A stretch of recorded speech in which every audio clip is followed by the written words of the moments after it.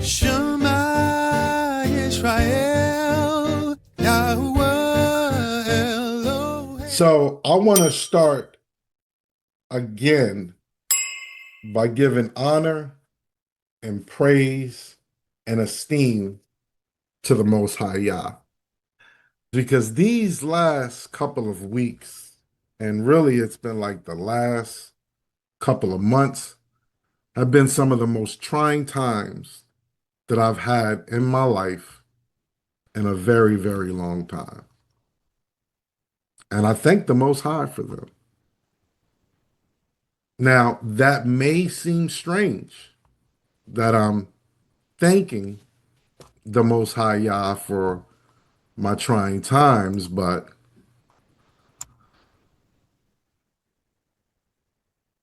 First Thessalonians 5:18 says, "In everything give thanks, for this is the will of Elohim and Mashiach Yahusha concerning you."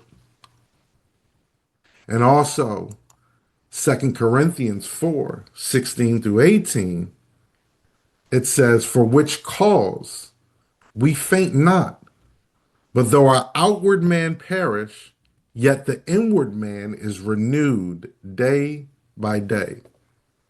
For our light affliction, which is but for a moment, worketh for us a far more exceeding and eternal weight of esteem. While we look not at the things which are seen, but at the things which are not seen. For these things which are seen are temporal, but the things which are not seen are eternal." Romans 5:3 through 5.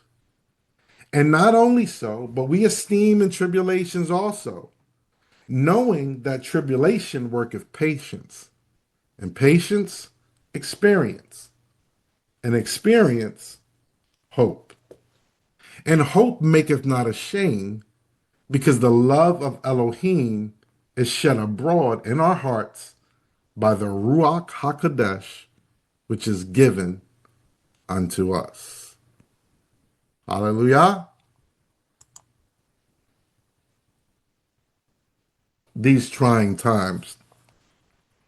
What was the lesson through all of this? What was the message?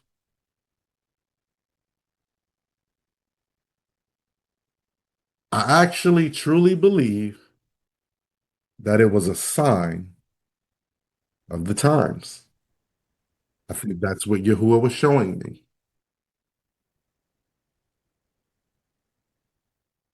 Have any of you been paying attention to the current events, the weather, etc.? Is it me, or is it like everything is getting turned upside down?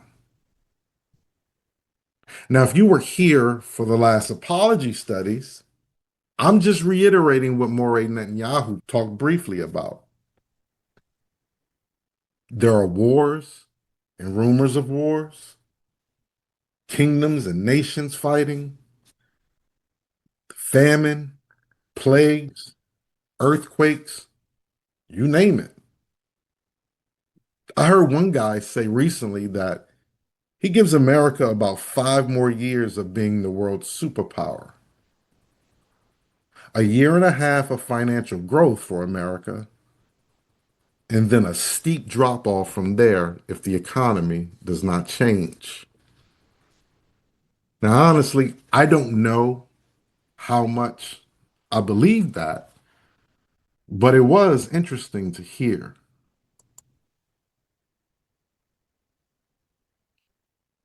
Did any of you see Prime Minister Netanyahu say that Israel, they were going to occupy Gaza?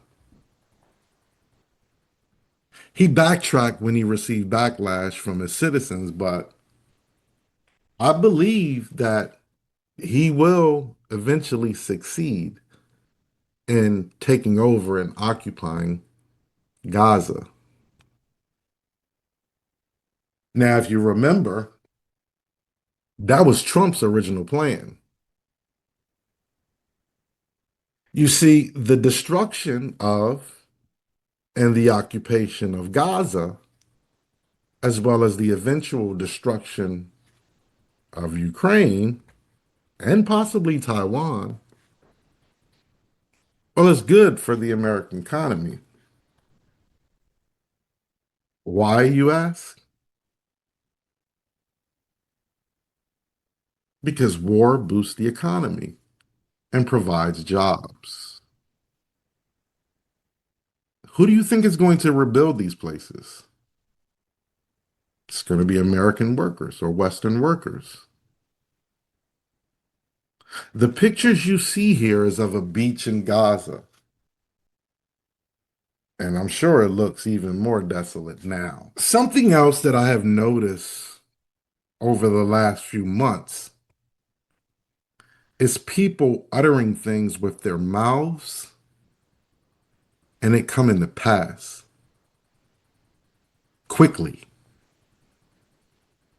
Now, if this happens or if this occurs once in a while, maybe we can say it's coincidence.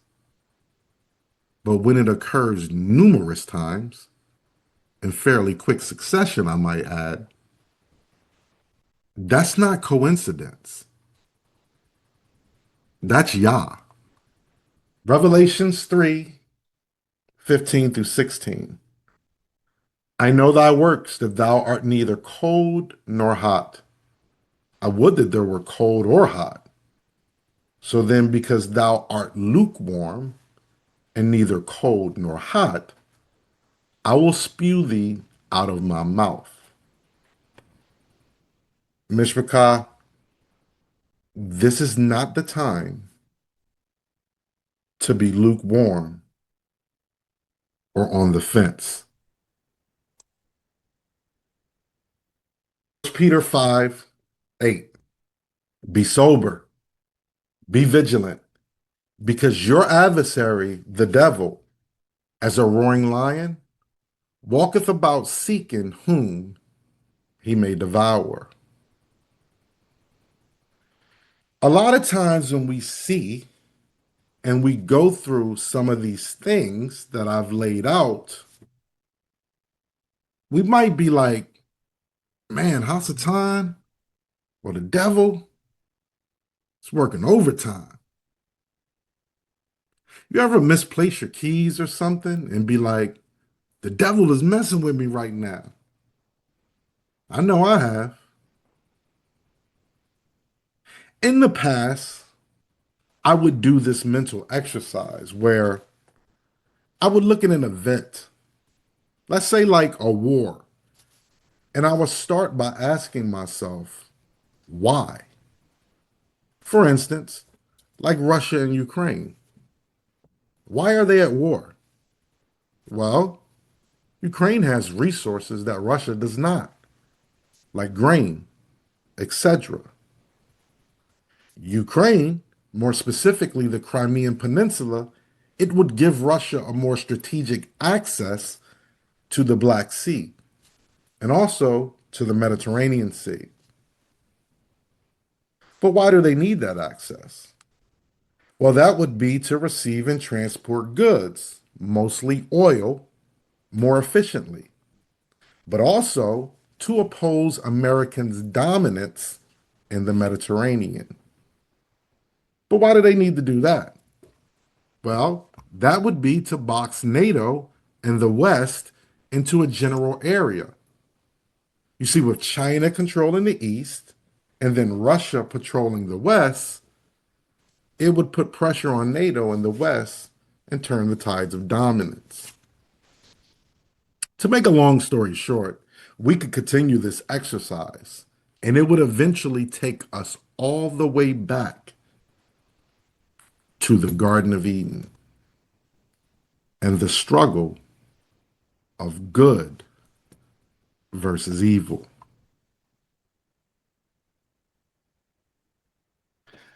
Matthew 24:37 through 38 or 39. But as the days of Noah were, so shall also the coming of the Son of Man be. For as in the days that were before the flood, they were eating and drinking, marrying and giving in marriage, until the day that Noah entered into the ark, and knew not until the flood came and took them all away. So shall also the coming of the Son of Man be. After centuries and millennia of misinformation and misdirection and lies, we are at a point in this world, and even more so now, where the struggle of good versus evil is again at the forefront of everything, and even more relevant at this time and moving forward. Daniel 2:20 through 22. Daniel answered and said, blessed be the name of Elohim forever and ever, for wisdom and might are his. And he changeth the times and the seasons. He removeth kings and setteth up kings. He giveth wisdom unto the wise, and knowledge to them that know understanding. He revealeth the deep and secret things. He knoweth what is in the darkness, and the light dwelleth with him. So I would suppose that maybe the saying is true. Since Yah setteth up and removeth kings, maybe it is true. Maybe the devil is working overtime. I titled this The Devil is in the Details. And really, it was just a study of some things that I was looking at that I'd figured I'd share. So let's get into it. Revelations 12:12. Therefore rejoice, ye heavens, and ye that dwell in them. Woe to the inhabitants of the earth and of the sea, for the devil is come down unto you, having great wrath, because he knoweth that he hath but a short time. Now, does he know that he has a short time? I mean, I know we said that the devil is working overtime, but is he really? Like, is the devil really working overtime? Or is the devil just working? Isaiah 45:7. I form the light and create darkness. I make peace and create evil. I, Yahuwah, do all these things. Colossians 1:16 through 17. For by him were all things created that are in Shamayim or heaven, and that are in Eretz or earth, visible and invisible, whether they be thrones or dominions or principalities or powers. All things were created by him and for him, and he is before all things. And by him, all things consist or exist. Sometimes in our bewilderment and or our frustration, we forget that the devil is a created being. Now, even in saying created being, our minds, because of our indoctrination, can interpret this to mean a physical thing. But let's look at the definition of being when it is used as a noun. Now, according to Merriam-Webster, being, when it is used as a noun, is the quality or state of having existence. And you can see as it goes down, it says something that is conceivable and hence capable of existing, something that actually exists, the totality of existing things, conscious existence, so forth and so on. But you see, wind and or air exists, but it does not exhibit any physical form. The Ruach HaKodesh exists, but it also does not exhibit itself in a physical form. On the screen, even the third definition can play tricks with our mind as it defines a being as a living thing. Where does your mind go when you see that or when I say that? Is there an image being projected in your mind? Let me add this. If, in order for your mind to believe that something is living, it has to project a physical image, this would mean that your belief might be in vain. 1 Timothy 4:10 and 11. For therefore we both labor and suffer reproach because we trust in the living Elohim, who is the Savior of all men, especially of those that believe. These things command and teach. As I've been doing increasingly more recently, we're going to ask ourselves some questions, a series of questions about the devil in an attempt to see what we can learn about the devil. Because sometimes we can find ourselves attributing things and circumstances to him. But is this really the case? Are these things and circumstances within the realm of his abilities? For one, the devil is often presented to us, whether consciously or subconsciously, as the nemesis, the opponent, or the adversary of Elohim. Revelations 4:11. Thou art worthy, O Yahuwah, or Master, to receive esteem and honor and power, for thou hast created all things, and for thy pleasure they are and were created. And again, we read this next one earlier. Be sober, be vigilant, because your adversary, the devil, as a roaring lion, walketh about seeking whom he may devour. First question, who is the devil the adversary of? You. The devil is not the opposite of Elohim. Elohim is all powerful, all present, and all knowing. And the devil is none of these, does not have unlimited power. He cannot be everywhere at once, and he does not know everything. He is, as we have looked at, a limited, created being. His very existence is afforded him and dependent upon the will of Elohim. So who is he? Well, we've already seen he is your adversary or the adversary of Yasharel. What else does the script tell us he is? Revelations 22.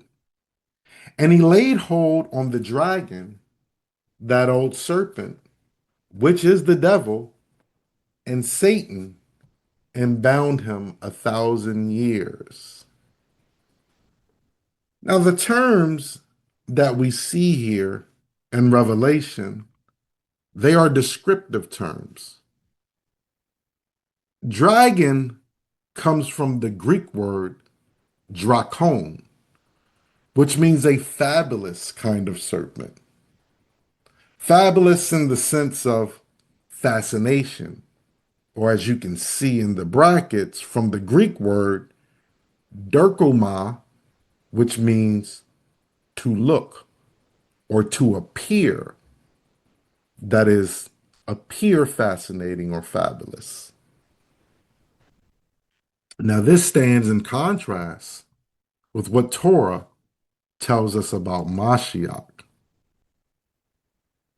For he shall grow up before him as a tender plant, and as a root out of a dry ground.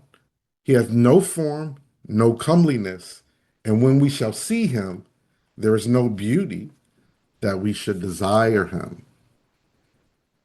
The old snake reference, or the old snake descriptor, it points us back to the garden. The word used here for old snake is ophis, meaning snake, or one who is artfully malicious. Now, what this term is actually giving us is the code to understand how we should actually be viewing the terms we see in Genesis 3. The word ophis is the same as the word nahash we see for serpent in Genesis 3, a snake. The artfully malicious descriptor is what we should apply to our understanding of the role subtle plays in Genesis 3. It is telling us that the motive of the subtlety the serpent displays in Genesis 3 was malicious in nature. The devil is diabolos, and it means to slander. It also says, specially Satan. This second definition, although it does represent one of his characteristics, is placed here so that you associate the definition of the devil with the definition of Satan. And I will show you in a second why that is technically not correct. Now, Satan, it is the one word out of these four that actually has a root in Hebrew. The Greek here is Satanas, and it means the adversary, the accuser. And it comes from H7854, Satan or Satan, which means an opponent, especially Satan, the archenemy of good, which comes from H7853, Satan or Satan, which means to attack and accuse. Now, we established earlier that the devil was the adversary of who? Us, Yasharel. Going back to H7854, it says Satan or Satan is the arch enemy of good. When Elohim created man, did he say that man was good? That's just one for you to chew on. To slander and to accuse are two different things. Slander is to falsely charge or falsely represent. You could almost say to lie on someone. And to accuse is to point out or to charge one's fault. You could say point out one's sin. Revelations 12:10. And I heard a loud voice saying in Shamayim, now is come salvation and strength in the kingdom of our Elohim and the power of his Mashiach. For the accuser of our brethren is cast down, which accused them before our Elohim day and night. So we see the adversary, the accuser, just up there pointing out sins day and night, all the time. John 8:44. Ye are of your father the devil, and the lust of your father ye will do. He was a murderer from the beginning, and abode not in the truth, because there is no truth in him. When he speaketh a lie, he speaketh of his own, for he is a liar and the father of it. This verse we can use to validate our previous point.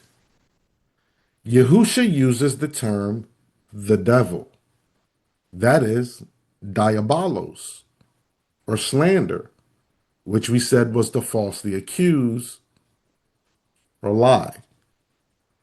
And he ends by saying he speaketh lies. You could say slander, because he is the father of it. It validates our point and defines itself. But Yahusha also calls him a murderer. So let's help each other out here, because someone can use this to attempt to trip you up in your understanding. Does murder require a physical action?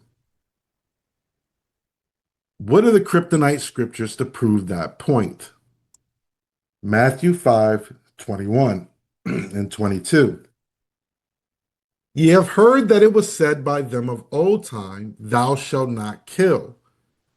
That word kill there is basically, thou shalt not murder. And whosoever shall kill shall be in danger of the judgment. But I say unto you, that whosoever is angry with his brother without a cause shall be in danger of the judgment. And whosoever shall say to his brother, Raka, shall be in danger of the council. But whosoever shall say, Thou fool, shall be in danger of hellfire. 1 John 3:15. Whosoever hateth his brother is a murderer. Hate is not a physical action. And ye know that no murderer hath eternal life abiding in him. Luke 4:5-6. And the devil taking him up into a high mountain, shewed unto him all the kingdoms of the world in a moment of time. And the devil said unto him, All this power will I give thee, and the esteem of them, for that is delivered unto me, and to whomsoever I will, I give it. So is the devil the king or the ruler of this world? John 14:30. Hereafter I will not talk much with you, for the prince of this world cometh and have nothing in me. So Yahusha calls him here a prince. But don't let the terminology here fool you. The word being used here in Greek is archon, and it means first, as in rank or power. It means the chief or the ruler. John 12:31 and 32. Now is the judgment of this world. Now shall the prince of this world be cast out.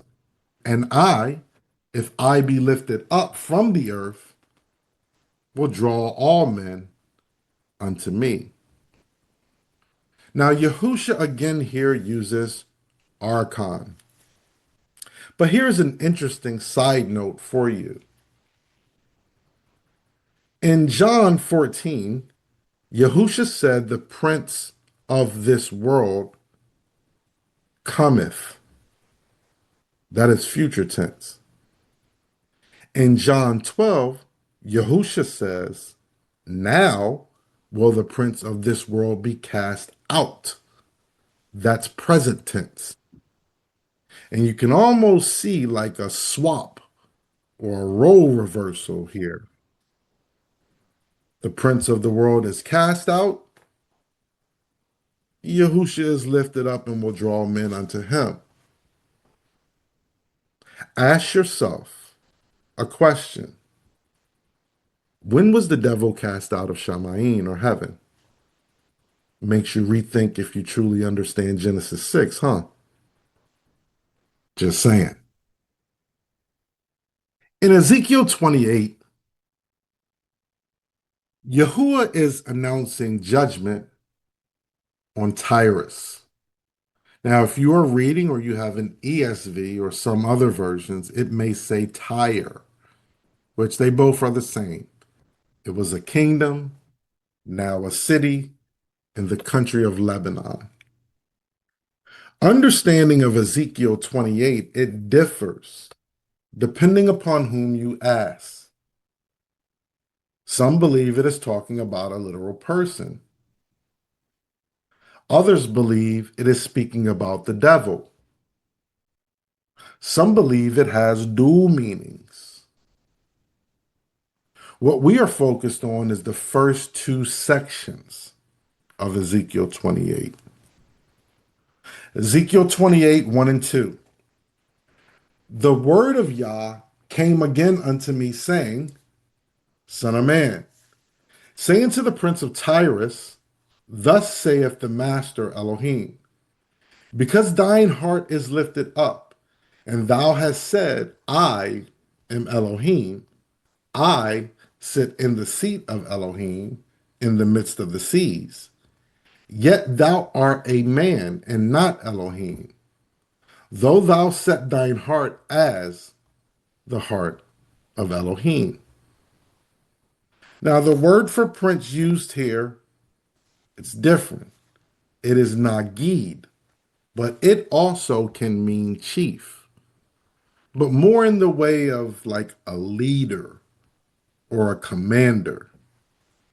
But what lets us know who Yahuwah is speaking to here are the words, Yet you are a man. Is the devil a man?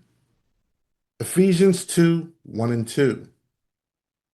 And you hath quickened who were dead in trespasses and sins, wherein time past ye walked according to the course of this world, according to the prince of the power of the air, the spirit that now worketh in the children of disobedience. Says here that he is a spirit and one that worketh in the children of disobedience. The second portion of Ezekiel 28, it will give us a bit more to chew on. Ezekiel 28, 11 through 15. Moreover, the word of Yah came unto me, saying, Son of man, take up a lamentation upon the king of Tyrus, and say unto him, Thus saith the master Elohim, Thou sealest up the sum, full of wisdom and perfect in beauty. Thou hast been in Eden, the garden of God, or the garden of Elohim. Every precious stone was thy covering, the sardius, topaz, and the diamond, the beryl, the onyx, and the jasper, the sapphire, the emerald, and the carbuncle, and gold. The workmanship of thy tabrets and of thy pipes was prepared in thee in the day thou wast created. Thou art the anointed cherub that covereth, and I have set thee so. Thou was upon the Kodesh mountain of Elohim. Thou hast walked up and down in the midst of the stones of fire. Thou wast perfect in thy ways from the day thou wast created till iniquity was found in thee. Now, the king of Tyre, or Tyrus, is an epithet that has long been used to signify the devil. We find out here that he was the anointed cherub. And we should know that a cherub is a spiritual being. Some may say an angelic being, but I'm not so sure that labeling it as an angelic being is 100% accurate. But that's a separate topic. Because it is a spiritual being, it is not something that a man in the physical can truly visualize. So we can forget all the rosy cheeked babies with the tiny two wings. The English in these verses are extremely misleading if you're reading critically. They are small things, but once you see them for what they are, it can provide understanding in other areas of your studies. So, question one, is it mentioned in these verses that the devil, the king of Tyre, was in the Garden of Eden? Yes or no? The answer is no. It says he was in Eden. And Eden is described here as the Garden of Elohim. The Garden of Eden, Yahuwah planted east in Eden. Now, I'm not saying that he didn't have access to the Garden of Eden, but that he didn't eventually end up there. What I am saying is that is not what it is saying in this verse here. Secondly, anointed here is not mashak or anointed as you would think. It's mimshak, which means to outspread or to spread out as in wings.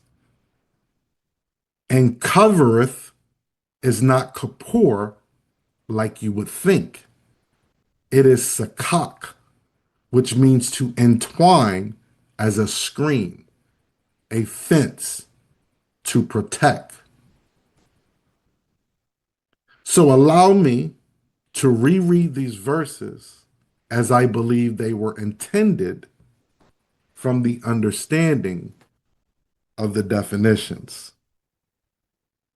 Moreover, the word of Yahuwah came unto me, saying, Son of man, take up lamentation upon the king of Tyrus, and say unto him, Thus saith the Master Elohim, you were the measure of perfection, full of wisdom and perfect in beauty, delicate, protected of Elohim.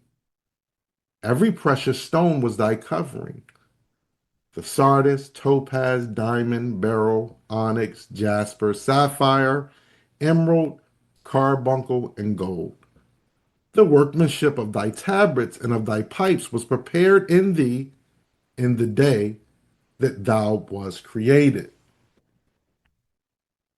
I set thee as a guardian cherub to hedge and protect.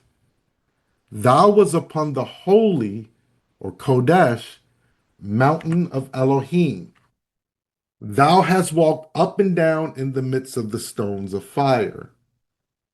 Thou was perfect in thy ways from the day that thou was created, till iniquity was found in thee. That's a big difference. Perhaps Adam did not fail to prevent the devil from entering the garden.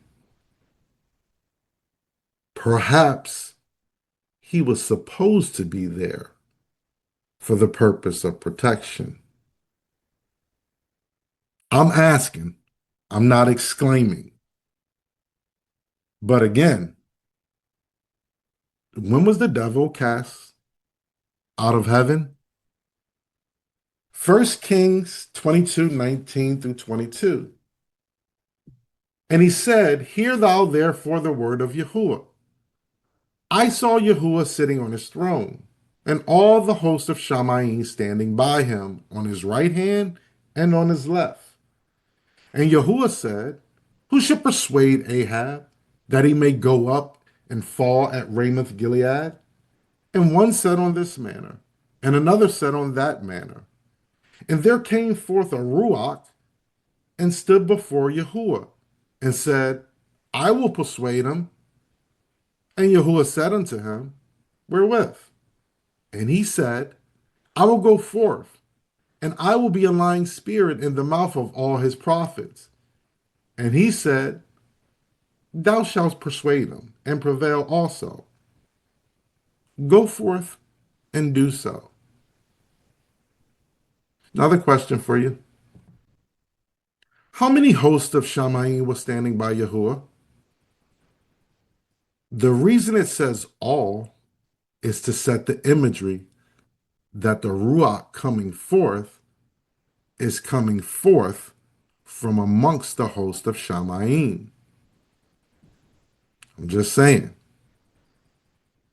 Another question. What did we say devil or diabolos meant? Slander? And to slander is to what? Lie? I'm just saying. We're just reading the scripts. We're just reading the scripts. The real question I have is where is this event taking place? You don't have to answer it. Job 1, 6 through 8. Now there was a day when the sons of Elohim came to present themselves before Yahuwah, and Satan came also among them. And Yahuwah said unto Satan, Whence comest thou? Then Satan answered Yahuwah and said, From going to and fro in the earth, and from walking up and down in it. And Yah said unto Satan, Hast thou considered my servant Job, that there is none like him in the earth, a perfect and upright man, one that feareth Elohim and escheweth evil? Where is this event taking place? Anyone? That's okay. Heaven? Are you sure? Isaiah 14:12 through 15. How art thou fallen from Shammai, O Lucifer, son of the morning? How art thou cut down to the ground, which didst weaken the nations? For thou hast said in thine heart, I will ascend into Shammai. I will exalt my throne above the stars of Elohim. I will sit also upon the mount of the congregation in the sides of the north. I will ascend above the heights of the clouds. I will be like the Most High. Yet thou shalt be brought down to hell, to the sides of the pit. This section of verses are probably the most frequently used verses to speak about the devil. It is where the world gets his supposed name from, Lucifer. Now, in Hebrew, this word is Hallel. My opinion is that this section of verses epitomizes Western influence on the scripts and how we understand them. You see, Lucifer is the combination of two Latin words, lux or lux, meaning light, and ferere, meaning to bring or carry. This translates roughly to light bearer, light bringer, or bearer of light. It was commonly used poetically in Greek and Roman culture to symbolize the planet Venus, specifically when it appears as the morning star. Now, in Hebrew, that word for morning is shakar, and it means dawn, day spring, early light. And it is meant to narrow your focus to the direction of the shakar or the early light. We should all know the sun rises in the what? East. Also notice this in verse 12. This early light spoken here as Lucifer, is it he that weakens the nations? Or is it the fact that he has been cut down that weakens the nations? Very important. It tells this early light that he shall be brought down to hell. That word is Sheol. Does anyone know what Sheol means? It means the grave. Where are the graves? In the earth. Can you physically bury a spirit? Let's read the next verse. They that see thee shall narrowly look upon thee and consider thee, saying, is this the man that made the earth to tremble, that did shake kingdoms? Here, Yahuwah calls this early light, Lucifer, a man. Now, to be honest with you, I don't know what the devil's name is. And honestly, I really don't care to know. I know it's not Lucifer or Hallel or Satan or the devil. It's not Beelzebub either, because Beelzebub was a deity of the Ekronites. You might know them as the Philistines, whose name means Lord of the Flies. I wonder why they named him that. I wonder if they named him that because of their close proximity to Egypt. Remember, Yahuwah plagued Egypt with flies? Now, I know that may seem strange to some of you, but I've been to Egypt. And if you ever get a chance to go to Egypt, you will understand what I mean about the flies. This study was actually a part of a larger study, and it was never meant to be an exhaustive study about the devil. It was just meant to highlight a few misconceptions about our adversary, meant to say that we should not attribute things to the adversary that were not afforded to him to be able to perform. Now, our misunderstanding begins right at the beginning of the Bible with the story in the garden by us saying, well, the devil deceived them, or why did Yah allow the devil to be in the garden? Instead, we should be focusing on the fact that Adam first and Hawa were disobedient. The devil could not make Hawa nor Adam eat of the tree.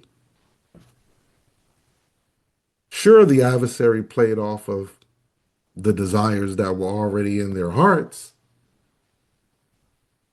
but that influence is not an excuse for their actions, for their disobedience. And the same rules apply to us. 2 Corinthians 4, 3 through 4. But if our good news or gospel be hid, it is hid to them that are lost, in whom the Elohim of this world have blinded. Let me repeat that. It is hid to them that are lost, in whom the Elohim, little e, of this world have blinded the minds of them which believe not, lest the light of the glorious good news of Mashiach, who is the image of Elohim, should shine unto them. When Yahuwah decided to destroy the world with a flood, what did he say? Genesis 6, 5 and 6. And Elohim saw that the wickedness of man was great in the earth, and that every imagination of the thoughts of his heart was only evil continually. And it repented Yahuwah that he had made man on the earth, and it grieved him at his heart. Yahuwah saw the wickedness of man and that his thoughts were evil. Yahuwah repented that he had made man. You know, Yahuwah created the adversary as well, but he does not repent that he had made him. In closing, the devil is not the opposite or the adversary of Elohim. He is Israel's adversary. He is our adversary. He is subordinate to Elohim. He cannot tempt man without the permission of Elohim. He cannot influence nature without Elohim's permission.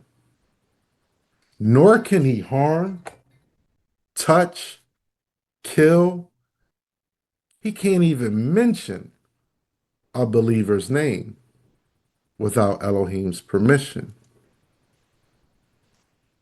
He cannot force you to do anything. He cannot read your thoughts, influence your dreams, and he does not know the future. Here is one for you. James 4:7. Submit yourselves therefore to Elohim. Resist the devil, and he will flee from you. Did you know the devil is a coward? He is not an entity that needs to be feared if you're doing what you're supposed to be doing. It is our disobedience that breeds fear. 2 Timothy 1:7. For Elohim have not given us the spirit or ruach of fear, but of power and of love and of a sound mind. You know where that power, love, and sound mind comes from? Torah. If you love me, keep my commandments. 1 John 5:3-5. For this is the love of Elohim, that we keep his commandments, and his commandments are not grievous. For whatsoever is born of Elohim overcometh the world. And this is the victory that overcometh the world, even our faith. Who is he that overcometh the world but he that hath believeth that Yahusha is the Son of Elohim?